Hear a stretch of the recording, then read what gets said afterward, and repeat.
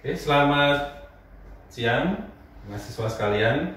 Kita lanjutkan untuk praktek lab KMB 2 yang kita lanjutkan dari pemeriksaan fisik neurologis. Kita sekarang akan melakukan pemeriksaan rangsang meningeal.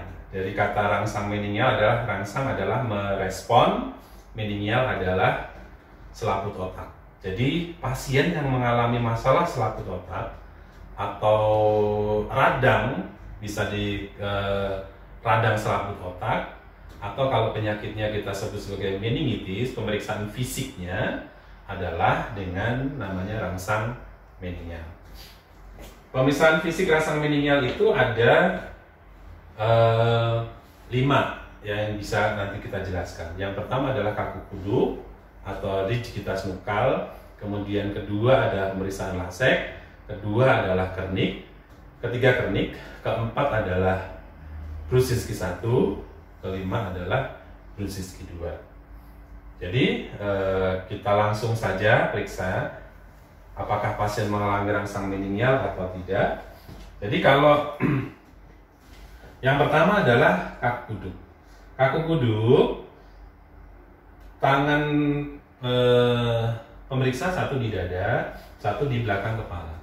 Jadi seandainya kemudian kita lakukan ekstensikan kepala ke dada, sambil pasien adalah untuk tarik nafas, kemudian kita tekan. Jadi kalau saat kita memberikan respon menundukkan kepala ke bagian dada, kalau dia ada tahanan kaku atau pasien mengalami nyeri, berarti kaku kuduknya positif. Jadi kalau normalnya adalah negatif ya, tapi kalau abnormal positif. Jadi kalau dia pasien tadi kita tekuk, kemudian dia ada rangsang kaku, nyeri di sekitar leher, itu berarti kaku kuduknya positif. Tapi pasien tidak merasakan nyeri, berarti kaku kuduknya negatif. Ya, kalau positif berarti mengindikasikan pasien mengalami masalah di radang otak. Kemudian yang kedua adalah tanda, namanya tanda lasek. Lasek adalah mengangkat salah satu tungkai setinggi 70 derajat.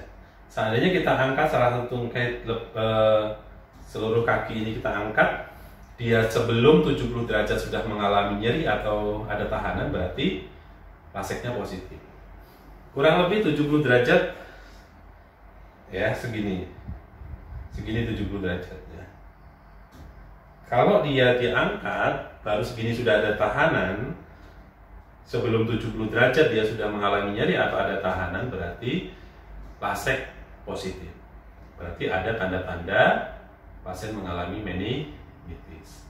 Kemudian yang ketiga adalah pemeriksaan kernik. Pemeriksaan kernik pertama, paha kita bentuk 90 derajat. Ya. Ini tempat tidurnya sudah miring ya, 90 derajat. Kemudian tungkai kita angkat. Normalnya kalau kita angkat penuh adalah kurang lebih 180 ya, 180 derajat dari sendi paha. Tapi kalau kita angkat, kemudian sudut yang dibentuk ini ya kurang dari 135 sudah nyeri. Soalnya segini diangkat gini, pasien sudah nyeri, berarti atau kaku, berarti tanda kernik positif. Tapi kalau dia bisa mengangkat penuh seperti ini, berarti ini lebih dari 135 derajat, berarti pasien negatif ya. Jadi saat dia kurang dari 135 tadi, berarti pasien kernik positif, berarti pasien mengalami meningitis. Kemudian yang keempat, Brudzinski 1. Brudzinski 1 itu pemeriksaannya adalah bersamaan dengan pemeriksaan kaku kuduk. Jadi saat kita lakukan kaku kuduk tadi, satu di tangan di dada, satu di belakang kepala, ditekuk begini. Kalau ada respon mengangkat kaki, tungkai kaki itu terangkat, berarti Brudzinski 1-nya positif. Kemudian yang kedua, tanda Brudzinski 2. Kalau Brudzinski 2 diperiksa bersama dengan tanda lasek.